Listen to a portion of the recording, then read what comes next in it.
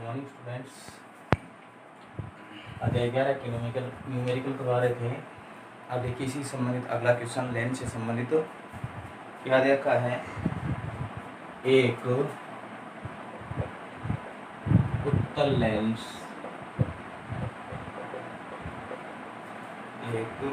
Lens की वक्रता त्रिज्याएं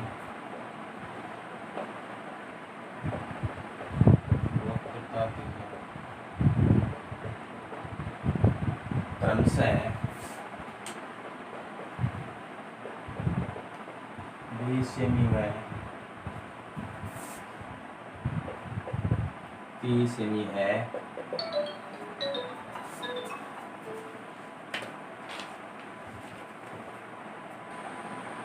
lens के पदार्थ का अपवर्तनांक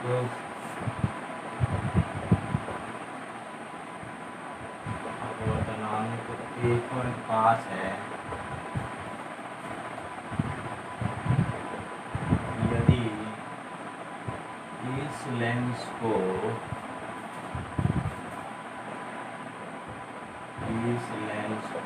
जल में, तो जल का अपवर्तनांक ध्यान रखना 1.33 होता है।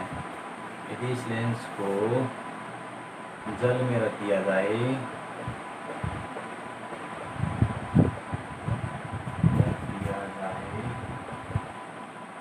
तो लेंस की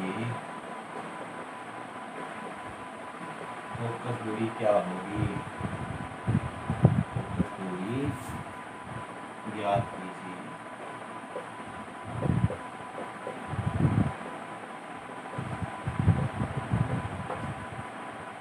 तो क्या कह रहा है, एक उत्तल लेंस की वक्रता त्रिज्या क्रमशः 20 सेमी है 30 सेमी है। लेंस के पदार्थ का अपवर्तनांक 1.5 है। यदि इस लेंस को जल में रख दिया जाए तो जल का अपवर्तनांक कई बार दिया हुआ होता है, इसमें दिया हुआ है, और नहीं दिया हुआ हो तो 1.33 और वही हुआ कितना होता है 1 रख दिया जाए तो लेंस की फोकस दूरी क्या होगी। तो देखिए पहले हमें सूत्र का कैसे ज्ञान होगा। तो इसमें जो चीज दी हुई है पहले वो रखिए। तो वक्रता त्रिज्या को आपको पता है, कैपिटल आर द्वारा व्यक्त करते हैं। तो लेंस में दो पृष्ठ होते हैं तो दो वक्रता त्रिज्या होगी। R1 का मान 20 सेमी और उत्तल लेंस में एक जो वक्रता त्रिज्या R2 होगी वो ऋणात्मक होगी। तो 30 सेमी दे रखा है। उत्तल लेंस के लिए R2 का मान क्या होगा, ऋणात्मक होगा। फिर इसके लिए आपके पास जल भी रखा जा रहा है तो जल का अपवर्तनांक N1 मान लीजिए 1.33 और लेंस का दे रखा है 1.5। ठीक है, ये आपको दे रखा है, कोई दिक्कत नहीं है। अब इसके आधार पर आपको सूत्र देखना है। तो R1 R2 N1 और ज्ञात क्या करना है, हमें F ज्ञात करना है, फोकस दूरी ज्ञात करनी है। तो फोकस दूरी में, अपवर्तनांक में और वक्रता त्रिज्या में कौन सा सूत्र होता है, तो एक लेंस मेकर समीकरण होता है। तो क्या लिखेंगे, लेंस मेकर समीकरण से, लेंस मेकर समीकरण सूत्र से। तो क्या होता है, 1/f equal N2/N1 minus 1/R1 minus 1/R2। ये होता है लेंस मेकर समीकरण। अब इसमें वैल्यू रखते हैं तो 1/f N2 का मान है 1.5, N1 1.33 माइनस 1/R1। तो R1 का मान क्या है 20, तो 20 माइनस 1/R2 की वैल्यू है 30, तो माइनस माइनस क्या हो गया प्लस। हल करते हैं और ठीक है, तो देखिए हल करते हैं और क्या आएगा,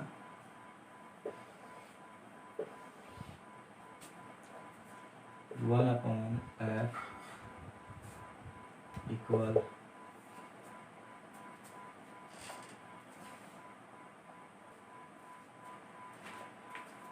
1.5 में 1.33 का भाग देते हैं तो वैल्यू प्राप्त होगी 1.278 माइनस 1। और इसका लघुत्तम लेते हैं 20 और 30 का लघुत्तम क्या आएगा 60, तो 3 बार गया, 3 दूनी 60, 2 बार गया,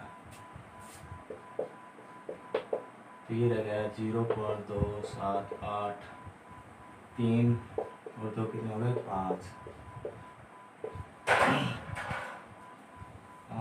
5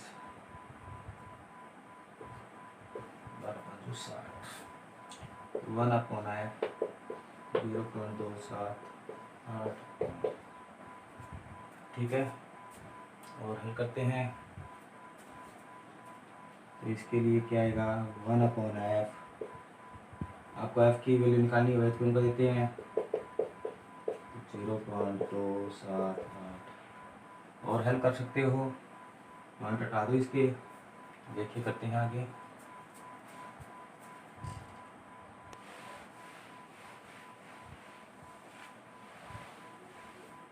देखिए वापस इसकी वैल्यू देखते हैं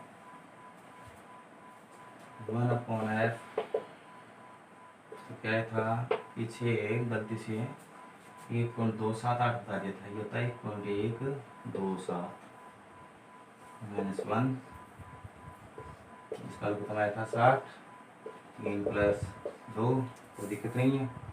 और हल करते हैं, तो ये रह गया 0.127 इंटू 3 + 2 5, 60, कितने हो गया 12 बार। 1/f की वैल्यू क्या गई 0.127/12, f की वैल्यू निकालेंगे, व्युत्क्रम कर दो, पॉइंट हटा दो, तो देखिए क्या आएगा,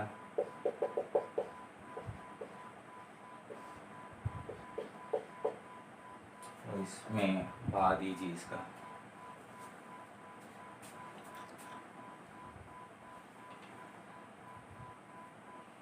तो लगभग आंसर जो प्राप्त होगा वो होगा 94.48 सेमी, ठीक है। और हल कर लीजिए। तो इस प्रकार आपके पास सबसे पहले आपको इसमें पता होना चाहिए भी फॉर्मूला कौन सा लगेगा। तो फॉर्मूला ज्ञात करने के लिए जो आपको क्वेश्चन में बातें दे रखी है, क्या क्या पॉइंट दे रखे हैं, वक्रता त्रिज्या है तो वक्रता त्रिज्या व्यक्त कीजिए, अपवर्तनांक है तो अपवर्तनांक व्यक्त कीजिए, क्या पूछा गया है उसको लिखिए। इनकी सहायता से देखिए कि इनमें संबंध कौन सा होता है। तो लेंस सूत्र तो हो ही नहीं सकता, तो कौन सा होगा वक्रता त्रिज्या में इनमें संबंध लेंस मेकर समीकरण वाला, तो उसकी सहायता से हल कीजिए और वैल्यू प्राप्त कर लीजिए, ठीक है।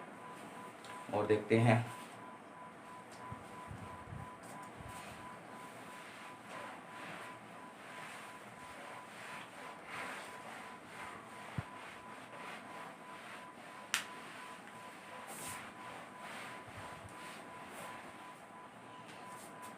अगला क्वेश्चन देखो, एक बिंब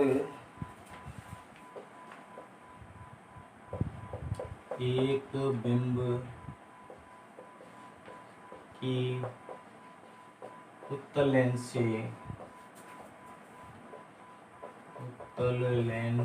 दूरी क्या होगी,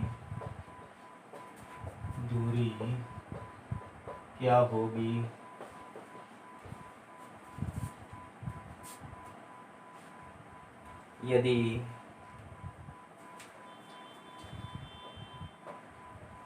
प्रतिबिंब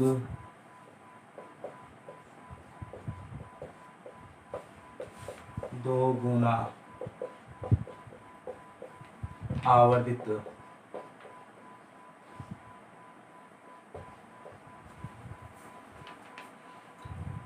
है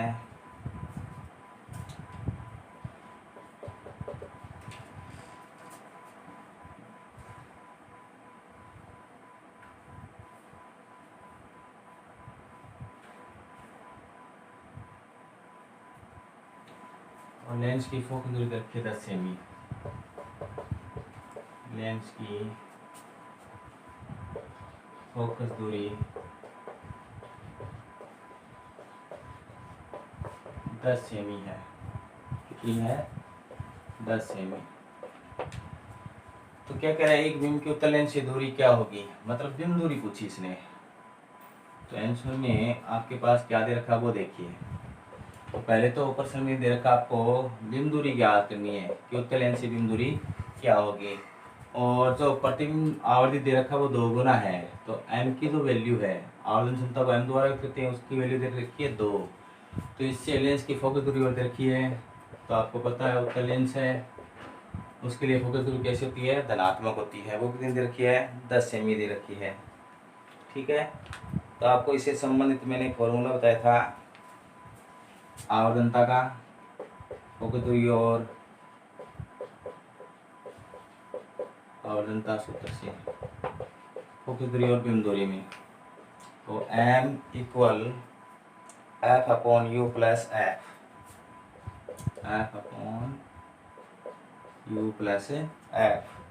ठीक है, किसकी सहायता से निकाला था, मैंने पीछे बताया था, ध्यान रखना। m equal v upon u, और लेंस सूत्र की सहायता से v की वैल्यू यहाँ पर रख दीजिए, आपके पास फॉर्मूला आ जाएगा। तो देखिए इसमें हल करते हैं। तो m की वैल्यू दे रखी है 2, f की 10, u की वैल्यू ज्ञात करनी है, f की 10। इसको इधर गुणा कर दो, u को 2 से गुणा करोगे 2u, 10 को 2 से गुणा करोगे 20, 10। इसको इधर ले जाओ, 2u 10, ये माइनस कर जाएगा, इधर जाएगा तो। और देखिए हल करते हैं, 2u प्लस के 10 माइनस के 20, तो माइनस के 10 रह गए। ठीक है, u का मान निकालते हैं तो 2 भाग में जाएगा, तो माइनस का 5 सेमी। तो आपके पास जो बिंदु दूरी प्राप्त हुई है वो माइनस की 5 सेमी प्राप्त हो रही है।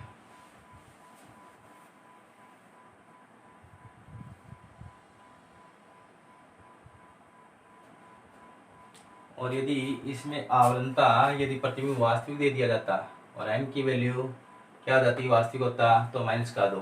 ध्यान रखना, यदि प्रतिबिंब वास्तविक दे दिया जाए या उल्टा दे दिया जाए, तो इसी में क्या करना होगा, m की वैल्यू -2 करके हल करना होगा, और कुछ नहीं है। ठीक है ना, कर सकते हो। अगला क्वेश्चन देखो।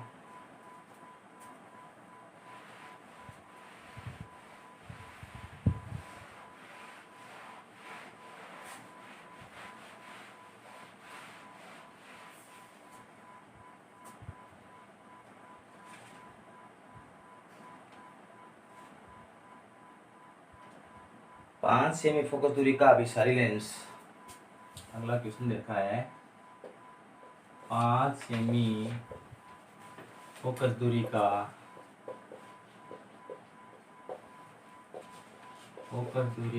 अभिसारी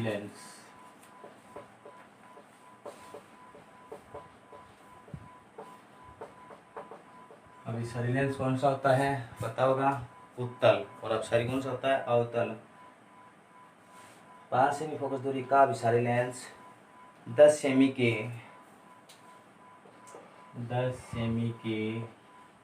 फोकस दूरी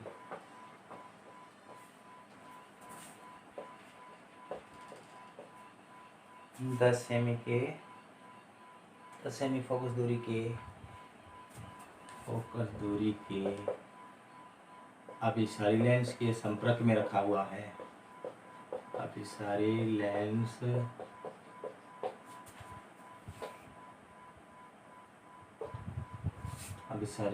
के संपर्क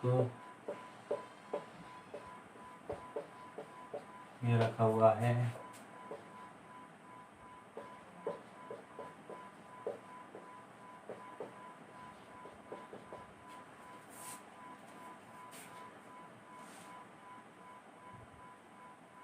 संयुक्त निकाय की फोकस दूरी पूछी है।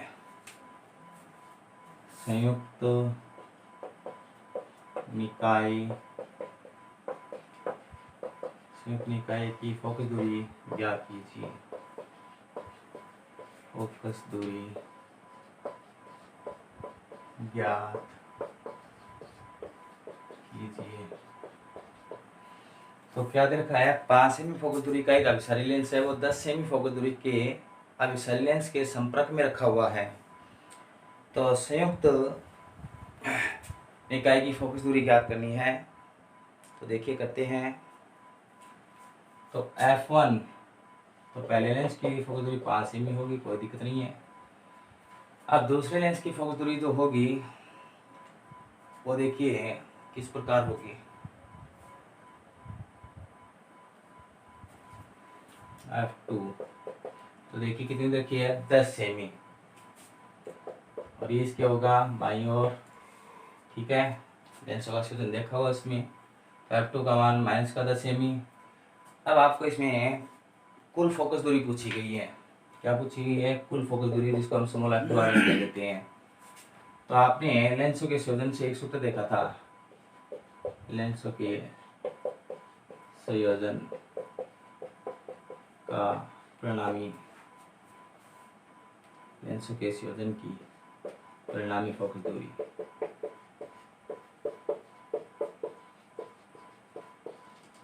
तो परिणामी फोकस दूरी क्या थी? 1/f equal 1/f1 plus 1/f2। तो वैल्यू रखिए, f1 की 5, f2 की माइनस, तो प्लस माइनस है माइनस 1/f, तब 10, 2 माइनस 1, 1/f। व्युत्क्रम करने पर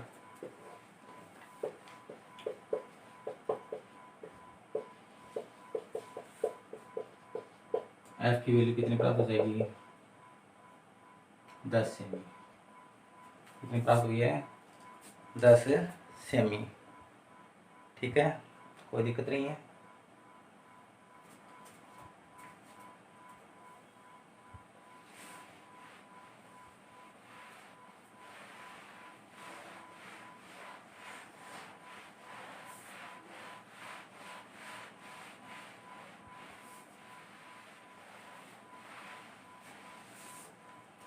अगला क्वेश्चन देखते हैं।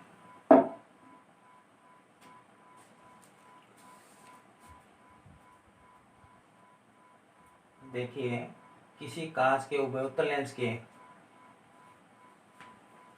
किसी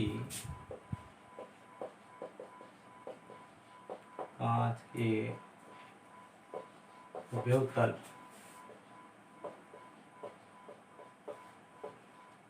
उभयोत्तल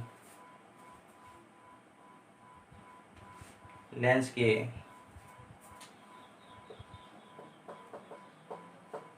पृष्ठों की वक्रता त्रिज्याएं, वक्रता त्रिज्याएं कितनी दी रखी है? वक्रता त्रिज्याएं क्रमशः 20 सेमी और 30 सेमी है, क्रमशः 20 सेमी व 30 सेमी है। और क्या दे रखा है? कांच का अपवर्तनांक 1.5 है, कांच का अपवर्तनांक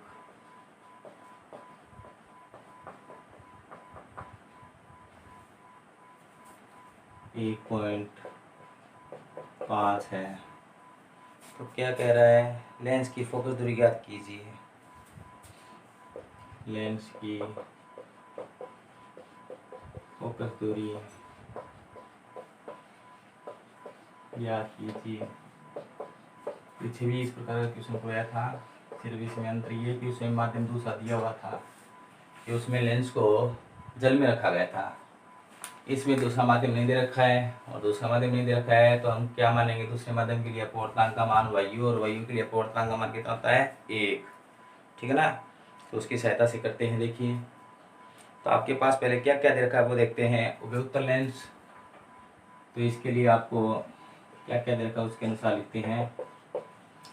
उभयोत्तल लेंस की वक्रता त्रिज्या, तो उभयोत्तल लेंस है तो R1 का मान 20 सेमी दे रखा है। R2 मैंने आपको पहले बताया था, उत्तल लेंस में ऋणात्मक होता है, माइनस का 30 सेमी। और अपवर्तनांक N2 का मान दे रखा है 1.5। और यदि कोई दूसरा माध्यम नहीं दे रखा है तो उसके लिए अब वायु मानते हैं माध्यम, जिसका अपवर्तनांक कितना होता है? 1 होता है। अब इसकी सहायता से कौन सा सूत्र लगेगा? तो R1 R2 N2 N1 और क्या ज्ञात करना है, फोकस दूरी ज्ञात करनी है। तो फोकस दूरी वक्रता त्रिज्या के लिए कौन सा सूत्र होता है, लेंस मेकर समीकरण होता है। क्या लिखेंगे, लेंस मेकर समीकरण सूत्र से। तो लेंस मेकर समीकरण सूत्र क्या होता है, 1/f equal N2/N1 minus 1/R1 minus 1/R2। ठीक है, ये होता है। अब इसकी सहायता से आगे हल करते हैं। तो 1/f N2 1.5, N1 का मान 1 माइनस 1, R1 का मान 20 दे रखा है, R2 का मान -20, तो माइनस क्या हो गया प्लस, और R2 की वैल्यू कितनी रखी है 30। ठीक है, कोई दिक्कत नहीं है। अब देखिए इसकी सहायता से आगे हल करते हैं। तो क्या आता है,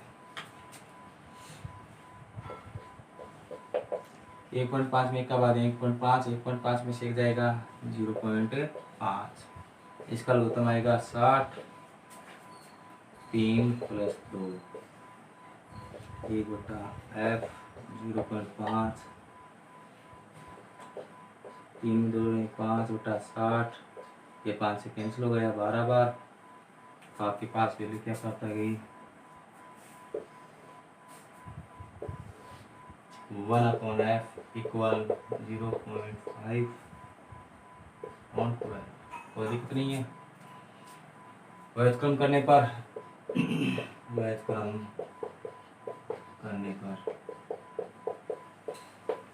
तो f की वैल्यू क्या प्राप्त होगी, 0.5। पॉइंट हटा देते हैं,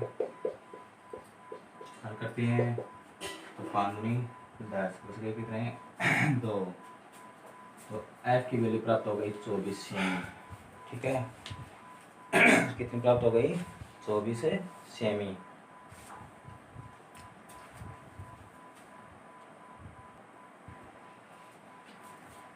व्याख्या भी देखते हैं प्रिज्म से संबंधित एक दो नंबर।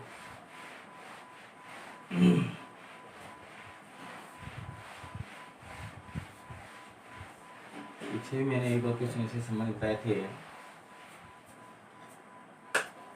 अगला क्वेश्चन देखिए क्या दे रखा है, एक प्रिज्म के पदार्थ का एक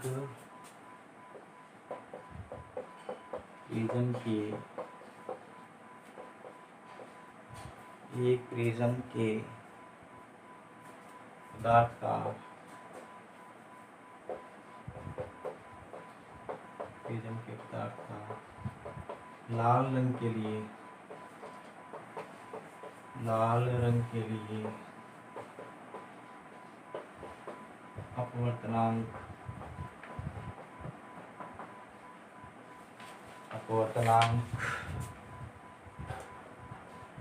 1.58 हुआ है। नीले रंग का अपवर्तनांक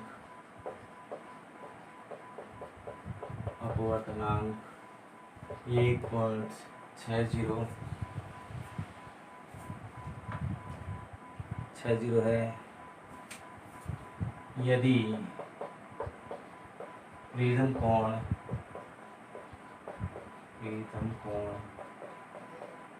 2 डिग्री है, प्रिज्म कोण कितना दे रखा है, 2 डिग्री है, तो दोनों रंगों के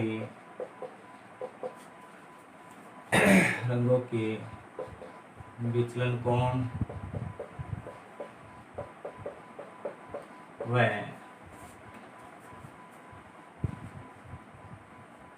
कोणीय विक्षेपण ज्ञात कीजिए। कोणीय विक्षेपण ज्ञात कीजिए।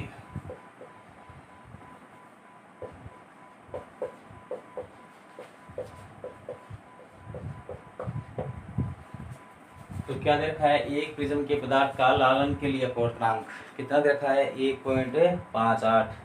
ठीक है ना। इसी प्रकार नीले रंग के लिए अपवर्तनांक दे रखा है कितना 1.60 और यदि प्रिज्म कोण 2 डिग्री है तो दोनों रंगों के लिए विचलन कोण ज्ञात करना है और कोणीय विक्षेपण ज्ञात करना है। तो सबसे पहले हमें क्या क्या दे रखा हुआ देख लेते हैं।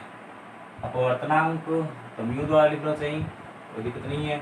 लाल रंग के लिए तो म्यू आर, लाल रंग के लिए अपवर्तनांक 1.58, नीले रंग के लिए म्यू बी, इसके लिए दे रखा है 1.60 और प्रिज्म कोण जिसको कैपिटल ए द्वारा करते हैं वो दे रखा है 2 डिग्री।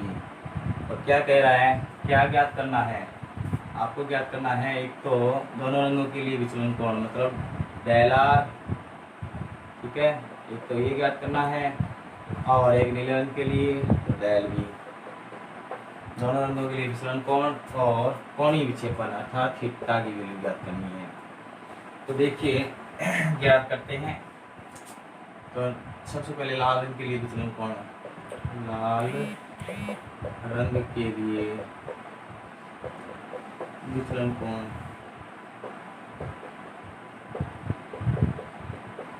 तो डेल आर, हमने सूत्र उत्पन्न किया था ए म्यू माइनस 1, तो यहाँ पर आर कर देते हैं लाल रंग के लिए। तो डेल आर ए की वैल्यू देखिए 2 degree, mu R 1.58 minus 1, del R 2 degree 1.58 में कितना लगेगा 0.58। हल कर लेते हैं, 8 दूनी 16, 5 दूनी 10, 1 11, 1.16 डिग्री, कोई दिक्कत नहीं है। इसी प्रकार नीले रंग के लिए देखते हैं, क्या लिखेंगे नीले रंग के लिए, नीले रंग के लिए क्या सूत्र जो है नीले रंग के लिए, आपके पास नीले रंग के लिए डेल बी वाले देते हैं ए, अब यहाँ पर म्यू बी हो जाएगा नीले रंग का अपवर्तनांक भी लिया जाएगा। ये तो फिक्स ही है, ए की वैल्यू 2 डिग्री थी, प्रिज्म कोण म्यू बी 1.60 आ गया था -1। हल करते हैं डेल बी तो 1.60 -1, तो इसके अनुसार यदि देखते हैं तो 0.60, ठीक है। हल करते हैं तो 1.20 डिग्री। अब आपके पास दोनों रंगों के विचलन कोण है तो कोणीय विक्षेपण याद कर सकते हो, कोणीय विक्षेपण सूत्र से, कोणीय विक्षेपण सूत्र से तो थीटा बराबर डेल बी माइनस अपवर्तनांक विचलन कोण देख लीजिए किसका, देखो उसके अनुसार होगा। इसका तो 1.16 डिग्री, इसका 1.20 डिग्री है, तो del B minus del R, इसका मान सीधे धनात्मक होना चाहिए, ध्यान रखना। तो del B 1.20 degree minus 1.16 degree, तो आपके पास 1.20 तो बताएं तो क्या आ जाएगा 0.04 डिग्री। तो कोणीय विक्षेपण का मान प्राप्त होगा आपको 0.04 डिग्री। तो देखिए किसी भी न्यूमेरिकल में आप सबसे पहले उसमें जो वैल्यू दी हुई है वो रखिए, उसके बाद में क्या पूछा गया है वो लिखिए, उसके आधार पर फॉर्मूला ज्ञात कीजिए, हमेशा ध्यान रखना। डायरेक्ट ऐसे नहीं है लेंस का नाम आए तो लेंस सूत्र लग जाएगा, अनेक प्रकार के सूत्र लग सकते हैं, गोली प्रत्यावर्तन समीकरण भी लग सकता है, ठीक है ना।